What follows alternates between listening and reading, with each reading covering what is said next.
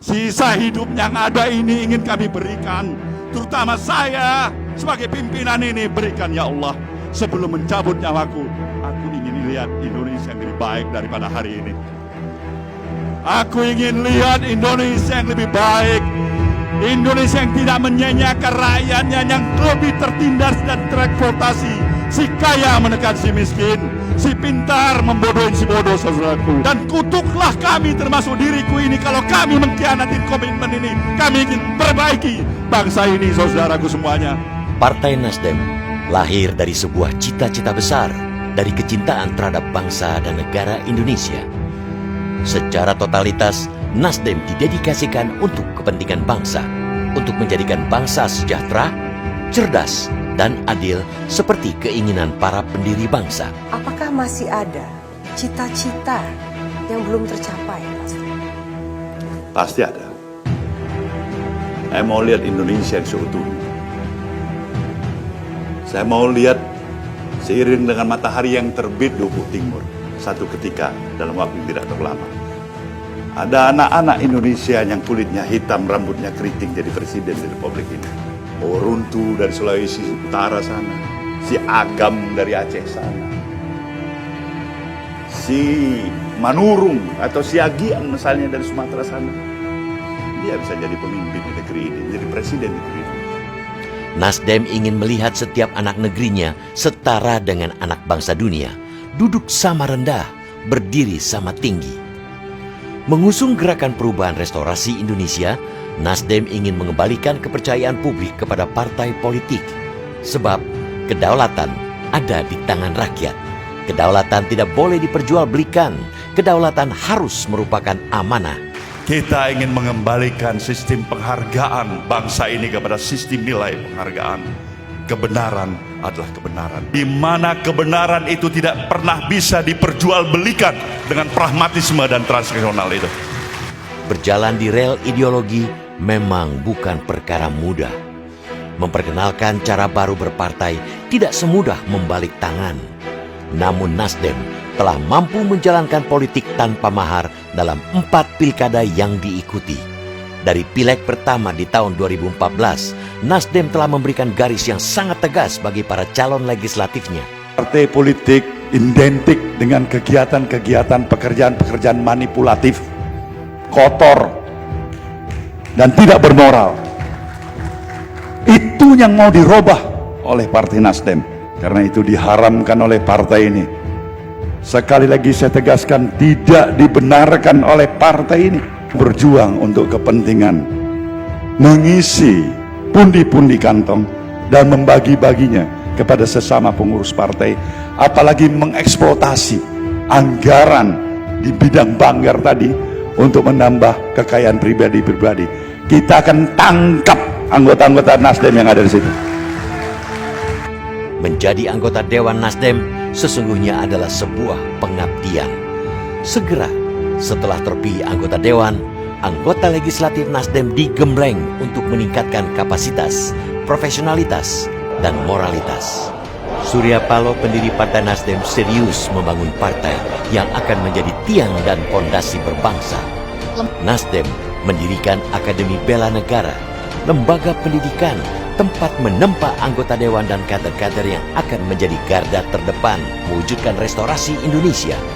Pada tahun 2017, Presiden Jokowi meresmikan ABN Nasdem sekaligus memberikan kuliah perdana.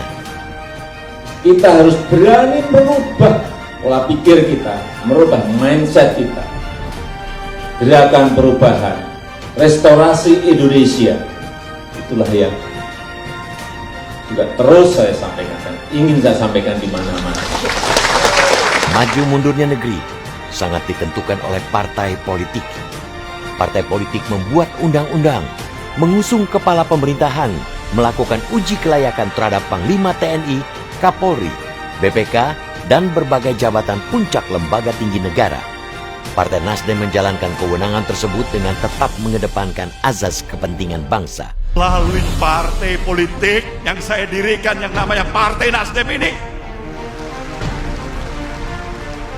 saya mendirikan partai ini dengan satu harapan, bukan hanya untuk menambah kekayaan pribadi saya, bukan untuk menambah anak-anak perusahaan yang ada pada diri saya, bukan juga untuk menjadi hanya semata-mata kepingin menjadi presiden di negeri ini, saudaraku.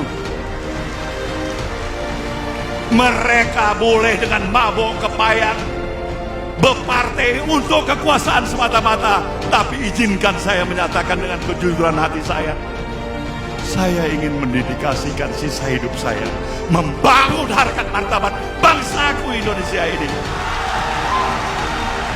Di sini kita ingin menyatakan masih ada anak bangsa yang rela nyawanya pun dicabut kalau memang itu untuk merah putih tanah air Indonesia ini, saudaraku semuanya. Artinya, Nasdem harus mampu selalu tegak berdiri melampaui batas generasi. Nasdem adalah digital, Nasdem adalah milenial. Struktur dan infrastruktur partai terdata dalam genggaman tangan. Milenial Nasdem mendapat tempat yang sama penting dalam perang.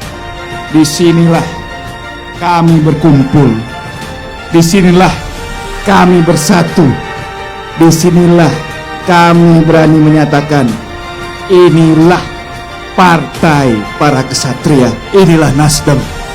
Pemilihan presiden pertama yang diikuti Partai Nasdem pada 2014, Nasdem memperkenalkan koalisi tanpa syarat, mengusung Jokowi sebagai calon presiden.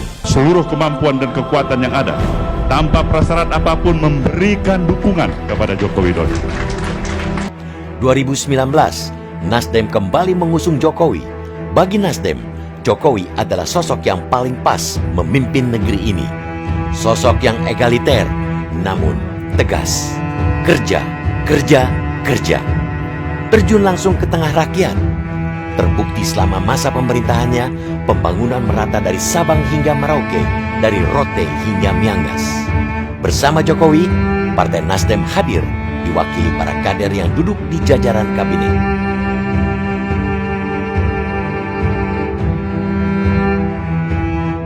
Para menteri yang diwakafkan Nasdem membantu Presiden Jokowi menunjukkan kualitasnya. Utusan khusus Presiden Amerika Joe Biden memuji keberhasilan Indonesia dalam memerangi perubahan iklim dunia. Indonesia diakui memegang peranan penting dalam menghadapi krisis iklim. Ekspor bidang pertanian juga meningkat tajam dari 390,16 triliun di tahun 2019 menjadi 451,77 triliun pada 2020. Bahkan sepanjang Januari sampai Agustus 2021, angka ini melonjak tajam, tumbuh 46,76% dibanding periode yang sama pada 2020. Pada pertemuan G20 di Florence, Italia tahun 2021, Menteri Pertanian didapuk menjadi Ketua Kelompok Pertanian Negara G20 untuk periode 2022. Jutaan orang mendapat pelatihan agar memperoleh daya saing di era digital. Pemerataan akses internet digenjot, terutama di daerah terluar, terasing, terpencil untuk memberikan keadilan akses kemajuan teknologi. Fraksi Partai Nasdem mengambil peran sangat aktif mendorong percepatan pembangunan ekonomi yang digagas oleh Presiden Jokowi dengan melahirkan Undang-Undang Cipta Kerja. Beberapa rancangan undang-undang yang berpihak kepada kepentingan masyarakat diperjuangkan secara gigih oleh fraksi Partai Nasdem. Undang-Undang Perlindungan Pekerja Rumah Tangga, Undang-Undang Pendidikan Kedokteran, Undang-Undang Penghapusan Kekerasan Seksual, dan Undang-Undang Masyarakat Adat. Di tengah upaya pemerintahan Jokowi membangun negeri, pandemi COVID-19 melanda dunia. Sigap Jokowi membentuk Satgas Penanganan COVID-19. Sigap pula Surya Paloh memerintahkan jajaran Partai Nasdem di seluruh tingkatan bergerak menopang usaha pemerintah dalam penanganan COVID-19. Diawali dengan menyerahkan Hotel The Media pada Satgas COVID-19 nasional untuk dimanfaatkan, membantu ratusan ribu APD, jutaan masker, melakukan penyemprotan disinfektan hingga pelosok desa, memberikan sembako, makanan siap saji kepada para tenaga kesehatan hingga masyarakat yang berdiam di rumah untuk isolasi mandiri, meluncurkan ambulans dan mobil jenazah, dan mendukung upaya percepatan tercapainya herd immunity dengan melakukan vaksinasi hingga ke pelosok negeri. Kerja-kerja politik tidak boleh meninggalkan kerja kemanusiaan. Demikian Surya Paloh selalu mengingatkan. Karenanya, Nasdem selalu hadir dalam setiap bencana sebelum pandemi COVID-19.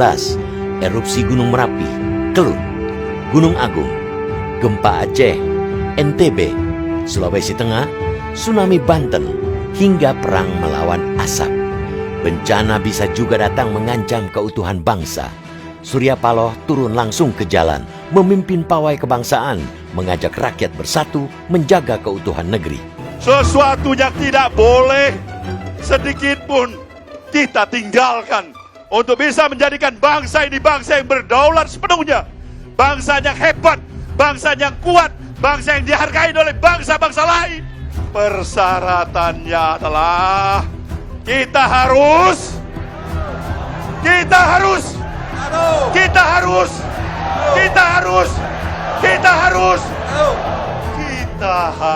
bersatu. Kepercayaan publik terhadap Partai Nasdem meningkat.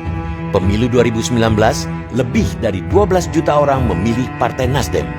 59 kader ke Senayan. Di antaranya, 33% adalah kader perempuan. Jadi, urusan gender bukan lagi persoalan di Nasdem. Di tingkat provinsi, 186 kader duduk sebagai dewan. Dan 1.619 kader di DPRD Kabupaten Kota seluruh Indonesia. Sebaran suara dan perolehan kursi Partai Nasdem merata di hampir seluruh wilayah. Dari 9 daerah pemilihan kecil yang memiliki alokasi 3-4 kursi, Nasdem terpilih di 7 dapil. Nasdem menempati urutan keempat dalam perolehan kursi, menjadi unsur pimpinan di Senayan. Seorang kader Nasdem menjadi wakil ketua DPR RI, seorang lagi menjadi wakil ketua MPR RI. Di 2 komisi, kader Nasdem menjadi ketua. Di berbagai komisi dan badan kader Nasdem menjadi unsur pimpinan. Posisi kuat Partai Nasdem di parlemen merupakan kekuatan untuk menopang kerja-kerja Presiden Jokowi dan Kabinet Kerja Jilid Kedua, mewujudkan Indonesia tangguh, Indonesia tumbuh. Kerja besar belum selesai. 10 tahun telah dilalui dengan meletakkan dasar restorasi. Akan datang 10 tahun, 10 tahun, 10 tahun dan puluhan tahun lagi. Generasi baru Nasdem. Tetaplah tegar di jalan restorasi. Dirgahayu 10 tahun Partai Nasdem. 1 dekade di jalan restorasi. 1 dekade bersama Jokowi membangun negeri.